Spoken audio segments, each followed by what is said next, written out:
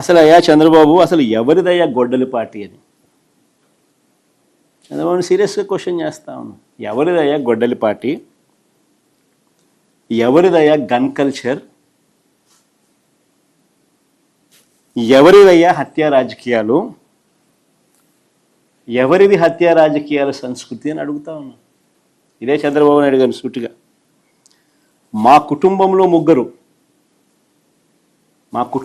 ముగ్గురు, మా తాతగారు, మా నాన్నగారు, మా చిన్నాన్నగారు, ముగ్గురు బలైపోయారు. మేం బాధితులం.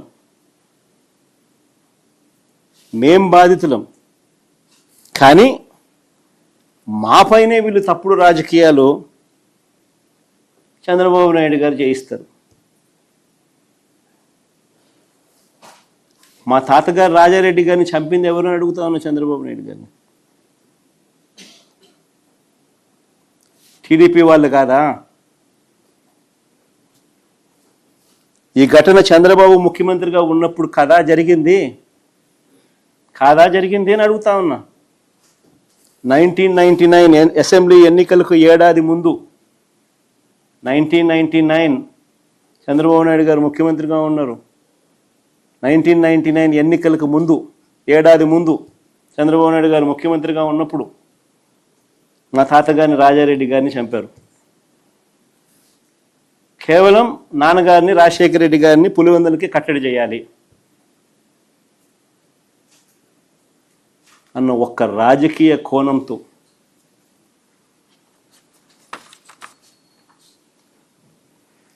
ఆ కేసులో దోషులను బరితెగించి హైదరాబాద్ తెలుగుదేశం పార్టీ సెంట్రల్ ఆఫీస్లో ఎన్టీఆర్ ట్రస్ట్ భవన్లో పెట్టి అధికార దుర్వినియోగం చేసి వాళ్ళని రక్షించినారు, జైలుకు కూడా పంపకుండా.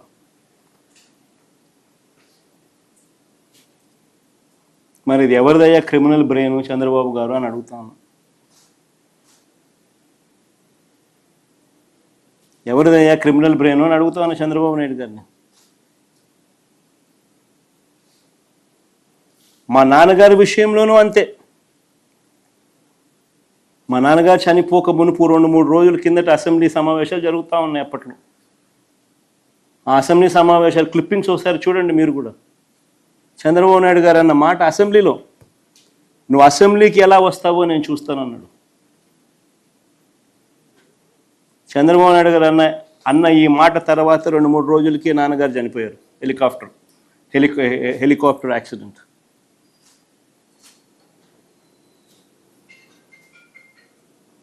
ఇప్పటికీ కూడా దీనికి సంబంధించి నివృత్తి కాని అంశాలు ఎన్నో ఉన్నాయి.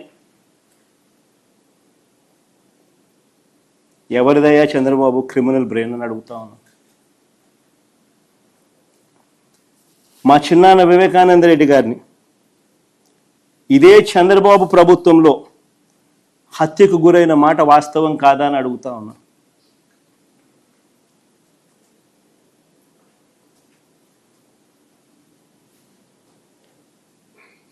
వైసీపీ పార్టీ కోసం, అవినాష్ రెడ్డి కోసం తాను క్యాంపెయిన్ చేస్తూ ఉన్నాడు. జమ్మలమడుకు పోయి క్యాంపెయిన్ చేసి వచ్చినాడు.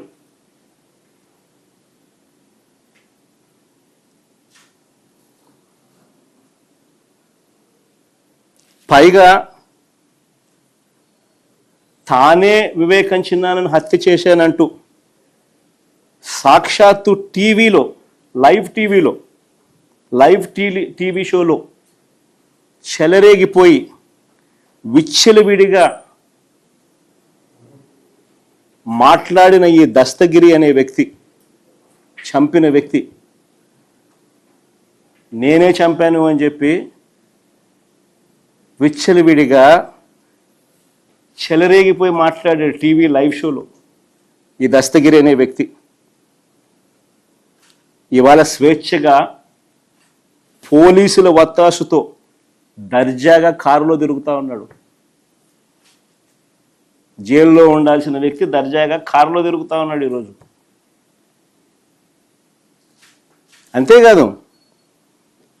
అంతేకాదు పైగా చంద్రబాబు లాయర్ సిద్ధార్థ లూత్రా దస్తగిరి లాయర్ కూడా సిద్ధార్థ లూత్రా.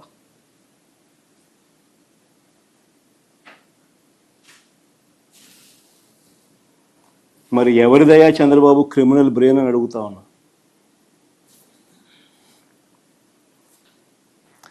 రాజకీయ లబ్ధి కోసం ప్రలోభాలతో హంతకులను రక్షించడం, నిర్దోషులను హింసించడం ఈ కేసులో జరుగుతూ ఉంది. ఇదేగా చంద్రబాబు అని అడుగుతా ఉన్నా. ఇంకొక ఉదాహరణ, చంద్రబాబు గారి బావమరిది వియ్యంకుడు బాలకృష్ణ గన్ పట్టుకొని టపా టపా అని ఇద్దరిని కాల్చి పడేయలేదా అని అడుగుతా ఉన్నా. టపా టపా అని గన్ను పట్టుకొని కాల్చి పడేయలేదా అని అడుగుతా ఉన్నా. ఇదే పెద్ద మనిషి బాలకృష్ణ, చంద్రబాబు నాయుడు గారి వియ్యంకుడు. టపా టపా అని ఇద్దరిని లేపేయలేదా అని అడుగుతా ఉన్నా. ఎవరిదయ్యా గన్ కల్చర్ అని అడుగుతా ఉన్నా. ఆ తర్వాత సాక్షులు ఉండకూడదని చెప్పి ఆ ఇంట్లో ఉన్న వాచ్మెన్ను, అంటే వాళ్ళ ఇంట్లో ఉన్న వాచ్మెన్ను బండరాయితో మోది చంపారు. వాచ్మెన్ను కొద్ది రోజులకే, ఈ ఇన్సిడెంట్ జరిగిన కొద్ది రోజులకే ఆ ఇంట్లో ఉన్న వాచ్మెన్ను బండరాయితో మోది చంపారు.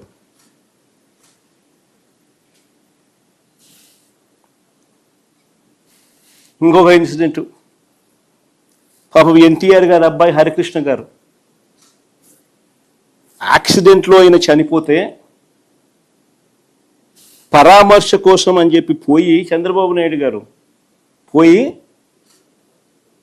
కేటీఆర్తో పొత్తులపై చంద్రబాబు మాట్లాడారు శవాన్ని పెట్టుకొని.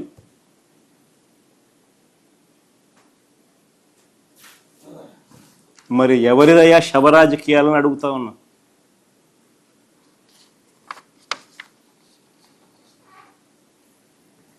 అంతేకాదు, సొంత కూతుర్నిచ్చి రాజకీయ జీవితాన్ని ఇచ్చిన సొంత మామ,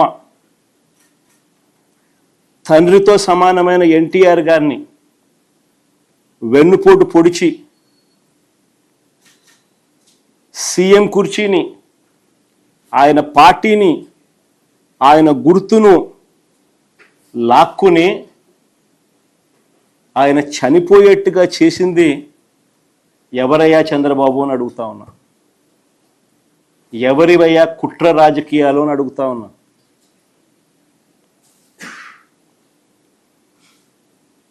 మరో ఇన్సిడెంట్, వంగవీటి మోహన్ రంగారావు గారు ఒక టైగర్. ఆయన ఎలా చనిపోయారు? పేదలకు ఇళ్ల పట్టాలు ఇవ్వాలని విజయవాడలో నిరాహార దీక్ష చేస్తూ ఉంటే అర్ధరాత్రి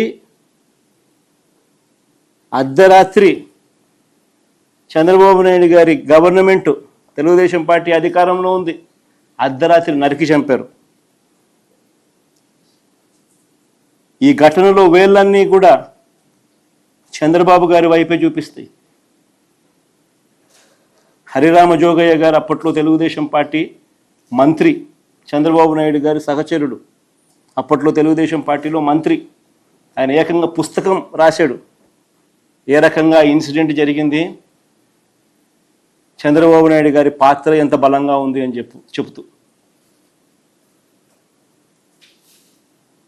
ఆ వంగవీటి మోహన్ రంగారావు గారి హత్య కేసులో ఒక ప్రధాన నిందితుడు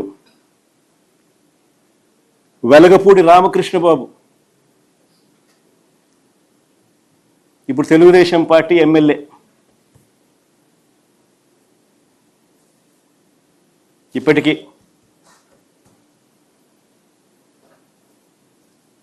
ఇంకా ముందుకు పోదాం. హత్య రాజకీయాలు ఎవరియో, కుట్ర రాజకీయాలు ఎవరియో, శవ రాజకీయాలు ఎవరియో, ఇవన్నీ కూడా ప్రజలందరికీ కూడా తేటతెల్లం అవుతా ఉన్నాయి. ఎన్టీఆర్ గారి మీద దాడి చేసిన కేసులో మల్లెల బాబ్జీ అనే వ్యక్తిని పోలీసులు అరెస్ట్ చేశారు. కొన్నాళ్ళ తర్వాత అతను ఒక లాడ్జీలో డెడ్ బాడీగా మారారు. డెడ్ బాడీగా మారిన ఆయన తన జోబీలో ఒక లెటర్ దొరికింది పోలీసులకు. ఆ లెటర్ సారాంశం ఏమిటంటే తనకు 3 లక్షలు ఇస్తానని చెప్పి చివరికి 30,000 ఇచ్చారని దాని సారాంశం. అసలు ఎన్టీఆర్ మీద దాడి కోసమే డబ్బులు ఇచ్చారా, అది నిజమైతే ఇచ్చింది ఎవరు అన్న దానిపై దర్యాప్తు లేదు. ఈ కేసులో వేళ్ళన్నీ కూడా అప్పట్లో చంద్రబాబు వైపే చూపించాయి. ఇంకొక ఎగ్జాంపుల్, పింగళి దశరథరామ్, ఈయన ఒక జర్నలిస్టు. విజయవాడలో ఎన్కౌంటర్ అనే ఒక పత్రికను పెట్టి టీడీపీ ప్రభుత్వ అవినీతిని ప్రశ్నిస్తూ ఉంటే ఈ వ్యక్తిని హైదరాబాదు నుంచి బస్సు దిగి రిక్షాలో ఇంటికి వెళ్తూ ఉంటే కత్తులతో దారుణంగా దాడి చేసి చంపారు. ఈ ఘటనలో వేళ్ళన్నీ కూడా అప్పట్లో చంద్రబాబు నాయుడు గారి వైపే చూపించాయి. అడుగుతా ఉన్న చంద్రబాబు నాయుడు గారిని, ఎవరి అయ్యా హత్య రాజకీయాలు, ఎవరి అయ్యా కుట్ర రాజకీయాలు, ఎవరి అయ్యా శవ రాజకీయాలు? ఇదే పెద్ద మనిషి చంద్రబాబు నాయుడు గారు గురించి మాట్లాడుతూ ఆయన తోడల్లుడు దగ్గుపాటి వెంకటేశ్వరరావు గారు ఏకంగా పుస్తకం రాశాడు. అనేక టీవీలలో ఆయన ఇంటర్వ్యూలు కూడా ఇచ్చాడు. ఆయన అన్న మాటలు ఆయన పుస్తకంలో రాసినటివి. ధర్నాలు ఆందోళనల సమయంలో బస్సులు తగలబెట్టాలంటూ చంద్రబాబు పార్టీ క్యాడర్కు చెప్పేవాడని.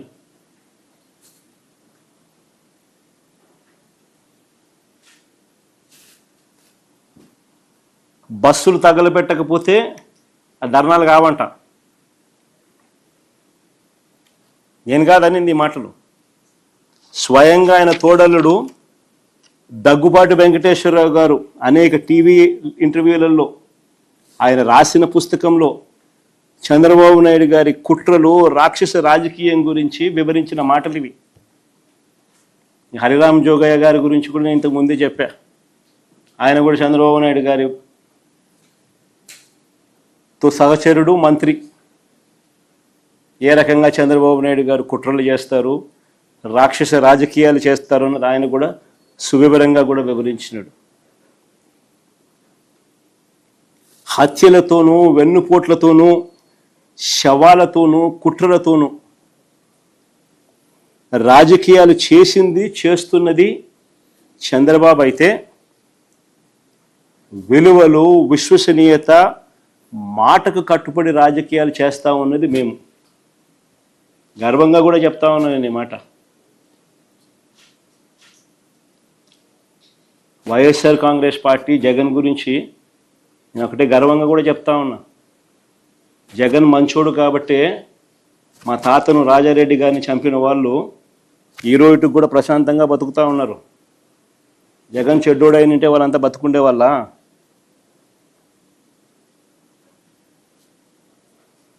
మా తాతగారిని దారుణంగా నరికి చంపిన వాళ్ళంతా ఈరోజు ప్రశాంతంగా ఇప్పటికీ ఉన్నారు. జగన్ నైజం ఎలాంటిది, జగన్ మనస్తత్వం ఎలాంటిది అని నిదర్శనం అది.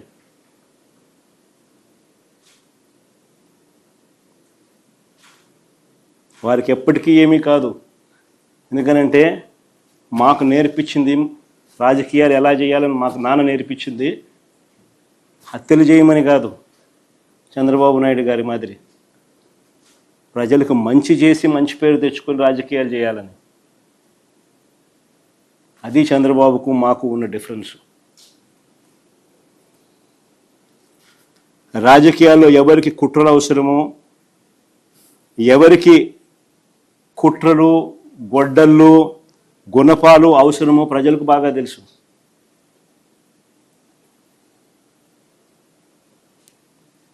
చంద్రబాబు గారు మీకు 77 ఏళ్ళ వయసు.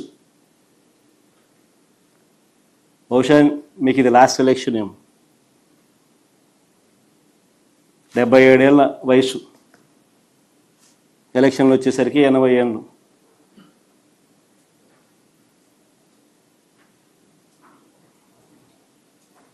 ఈ వయసులో కూడా ఇలాంటి దౌర్భాగ్యమైన రాజకీయాలు చేయడానికి సిగ్గుగా నీకు అనిపించడం లేదా చంద్రబాబు అని అడుగుతా ఉన్నా.